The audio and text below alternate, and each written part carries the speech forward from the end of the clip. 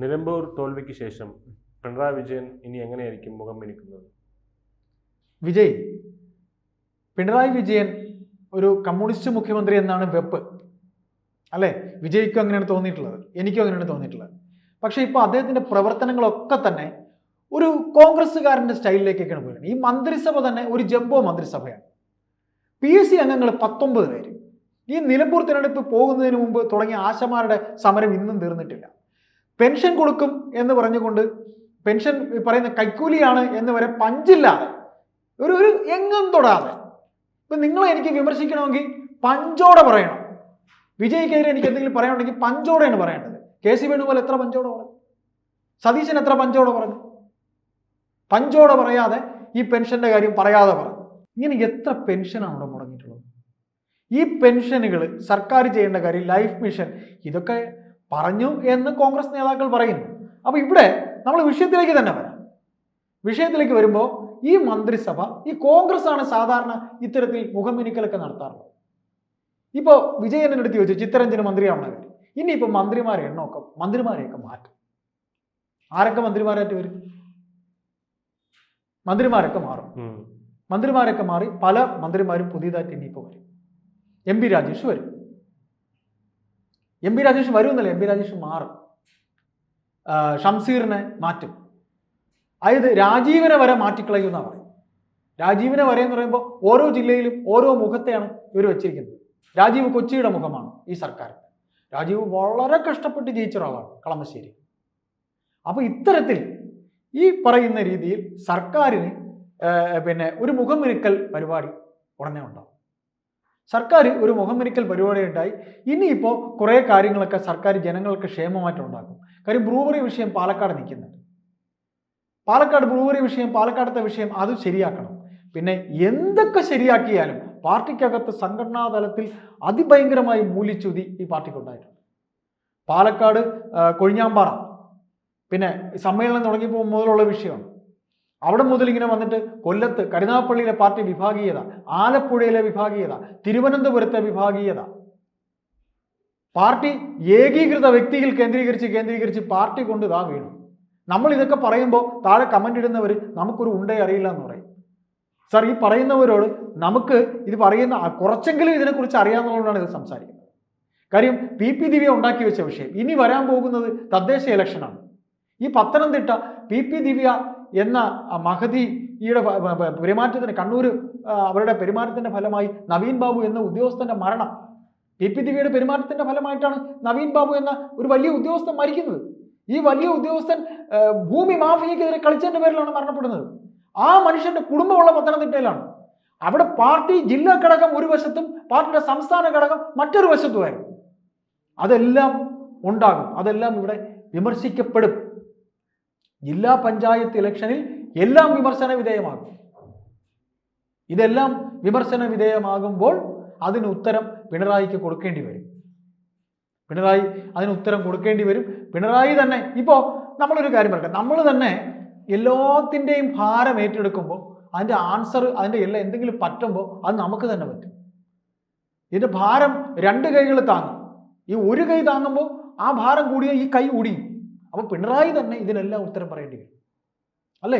പിണറായിക്ക് തന്നെ ഉത്തരം പറയേണ്ടി വരും. അപ്പോൾ അത് നമ്മൾ പറഞ്ഞു വന്ന വിഷയം, ഈ പറയുന്ന രീതിയിൽ ഈ തോൽവിയുടെ ബാക്കി പത്രം എന്നോണം പിണറായി വിജയൻ ഇനി എന്തെല്ലാം കാണിക്കാൻ പോകുന്നത് എന്ന് നമുക്ക് കാത്തിരുന്ന് കാണേണ്ടി വരും. കാര്യം ഒന്ന്, പാർട്ടി സെക്രട്ടറിയുടെ അസ്ഥാനത്തുള്ള, ഇത് മൈക്ക് കണ്ടാൽ എന്തും വിളിച്ചു പറയരുത് എന്ന് പിണറായി പറഞ്ഞ് വിലക്കുമ്പോൾ അദ്ദേഹം ഒരു പാർട്ടി സെക്രട്ടറിയാണ് അദ്ദേഹം വിലക്കിയിരിക്കുന്നത്.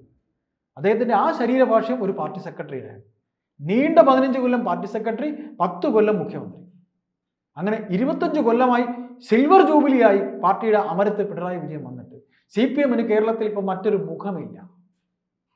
80 വയസ്സ് കഴിഞ്ഞ ഒരു വൃദ്ധനാണ് അദ്ദേഹത്തിന്. ട്രംപിനാണെങ്കിൽ അമേരിക്കയിൽ ചികിത്സയിൽ ഒരുപാട് മാർഗങ്ങളുണ്ട്. ഇദ്ദേഹത്തിന് ആരോഗ്യസ്ഥിതി വളരെ മോശമെന്നൊക്കെയാണ് അദ്ദേഹത്തിൻ്റെ സുഹൃത്തുക്കൾ തന്നെ പറയുന്നത്. ഇനി ഒരു ടേം കൂടെ അദ്ദേഹത്തിന് നിർത്തുക. VS-ന്റെ മുഖം കാണിച്ചാണ് ഇവരെല്ലാം തന്നെ കഴിഞ്ഞ തവണ വോട്ട് നേടിയത്, അല്ലേ? 2016 മുതൽ 2021 വീണ്ടും കയറിയതും അങ്ങനെയാണ്. VS-നെ കാണിച്ചാണ് ഇവർ കയറിയത്. എന്നിട്ട് ഇപ്പോൾ ഇദ്ദേഹത്തിൻ്റെ വാർദ്ധക്യമല്ല. ഇപ്പം മറ്റൊരു ഇരട്ടപ്പേര് വീണ്ടിരിക്കുന്നു, ജൂനിയർ മാൻട്രാക്ക്.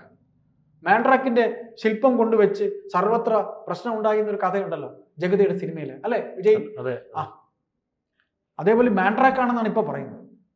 ഏതായാലും മാൻഡ്രാക്ക് ആയാലും ജൂനിയർ മാൻഡ്രാക്ക് ആയാലും ഇപ്പൊ CPM എന്ന് പറയുന്ന പാർട്ടിക്ക് ഇപ്പോൾ ഒരു മുഖമേ ഇല്ല. എന്തിനും ഏതിനും ഒരു പിണറായി മാത്രം. അവസാനം അദ്ദേഹം തന്നെ തലയെ കൈവച്ചുകൊണ്ട് എന്നെ ഇനി നിങ്ങളാരും വിളിക്കണ്ട, ഞാനിതാ പോകുന്നു എന്ന് പറഞ്ഞു പോകുമ്പോൾ ഈ പാർട്ടി കടലിലേക്ക് പോകും. യാദവകുലം സ്വയം അടിച്ചു തീർന്ന ഒരു കഥയുണ്ട്. കൃഷ്ണന്റെ യാദവകുലം സ്വയം നശിച്ചു പോയ ഒരു കഥ അറിയാലോ. അതുപോലെ ഇത് നശിച്ചു പോകും എന്ന് ഈ പാർട്ടിയെ സ്നേഹിക്കുന്നവർ പറയുന്നു. ഇപ്പോൾ M സ്വരാജ് സ്ഥാനാർത്ഥിയായപ്പോൾ ഇന്നലെ വരെ M സ്വരാജിനെ വിമർശിച്ച മാധ്യമങ്ങൾ M സ്വരാജ് മത്സരം തീരുന്ന കൊട്ടിക്കലാശത്തിൻ്റെ അടുത്ത് M സ്വരാജിൻ്റെ അടുത്ത് എന്തൊരു സ്നേഹമായിരുന്നു. M സ്വരാജിൻ്റെ അടുത്ത് എന്ത് സ്നേഹമായിരുന്നു. അയ്യോ, ഭയങ്കര സ്നേഹമായിരുന്നു M സ്വരാജിൻ്റെ അടുത്ത്. ആ സ്നേഹം ഒരു കപട സ്നേഹമാണോ എന്ന് നമുക്ക് തോന്നുന്നുണ്ട്. കാര്യം മുഖ്യധാരാ മാധ്യമങ്ങൾ അല്ലേ, BJP മുതലാളിയായിട്ടുള്ളൊരു മാധ്യമത്തിലെ ആൾക്കാരാണ് വന്ന് സംസാരിക്കുന്നത്. അപ്പോൾ ഇതിലൊക്കെ കൂടെ കൂട്ടിച്ചേർത്ത് വായിക്കുമ്പോൾ നമുക്ക് പറയാനുള്ളത് പിണറായി വിജയൻ എന്ന നേതാവ് ഇനി ചെയ്യാൻ പോകുന്നത്, ഒന്ന് MP രാജേഷിന്റെ മന്ത്രിസ്ഥാനം പോകും, രണ്ട് ബാലഗോപാലിനെ മാറ്റും, പിന്നെ കേൾക്കുന്നത് ശൈലജ ടീച്ചറിനെ ചിലപ്പോൾ രംഗത്തേക്ക് കൊണ്ടുവരും. നിങ്ങൾ പ്രതീക്ഷിച്ചായിരുന്നു പ്രദീപ് കുമാറിനെ ചീഫ് സെക്രട്ടറി ഇദ്ദേഹത്തിന്റെ പ്രൈവറ്റ് സെക്രട്ടറി ആയിട്ട് ഇപ്പോൾ അതേ ഇരിക്കുന്നത് പ്രദീപ് കുമാർ ഇരിക്കുന്നത് അദ്ദേഹത്തിന്റെ പ്രൈവറ്റ് സെക്രട്ടറി പോസ്റ്റാണ്, പൊളിറ്റിക്കൽ സെക്രട്ടറി അല്ല പ്രൈവറ്റ് സെക്രട്ടറി പോസ്റ്റാണ്. പ്രദീപ് കുമാർ മുഖ്യമന്ത്രിയുടെ പ്രൈവറ്റ് സെക്രട്ടറി ആയിട്ടാണ് പ്രദീപ് കുമാർ. പ്രദീപ് കുമാർ ഇവിടെ കോഴിക്കോടുകാരനാണ്, VSന്റെ സ്വന്തം ആളാണ്. അതൊരു ട്രിക്കാണ്. ഈ ഒരു 10 മാസം പ്രദീപ് കുമാർ പഴയ MLA, കോഴിക്കോടത്തെ MLA, പഴയ DYFI. ഞങ്ങളുടെയൊക്കെ ചെറുപ്പകാലത്ത് അദ്ദേഹം ഞങ്ങൾക്കൊരു ഹരമായിരുന്നൊരു നേതാവാണ് DYFIയുടെ പ്രദീപ് കുമാർ. അദ്ദേഹത്തെ കൊണ്ടുവയ്ക്കും. ഇനി വരാൻ പോകുന്നത് എന്തെല്ലാം ഗിമ്മിക്കുകൾ അദ്ദേഹം കാണിക്കുമെന്നുള്ളത് നമുക്ക് കാത്തിരുന്ന് നിൽക്കും. പക്ഷെ എങ്കിലും ഭരണത്തിൽ ഇതുവരെ ഉണ്ടായിരുന്ന പുഴുക്കുത്തായി തന്നെ നിൽക്കും. കാര്യം VD സതീശൻ അടങ്ങുന്ന പ്രതിപക്ഷം ഈ നിലമ്പൂർ തെരഞ്ഞെടുപ്പിൽ എന്തൊക്കെ പറഞ്ഞു എന്നുള്ള കാര്യം നമുക്കറിയില്ല. എന്തൊക്കെ സർക്കാരിനെ വിമർശിച്ചു എന്നുള്ള കാര്യമൊന്നും നമുക്കറിയില്ല.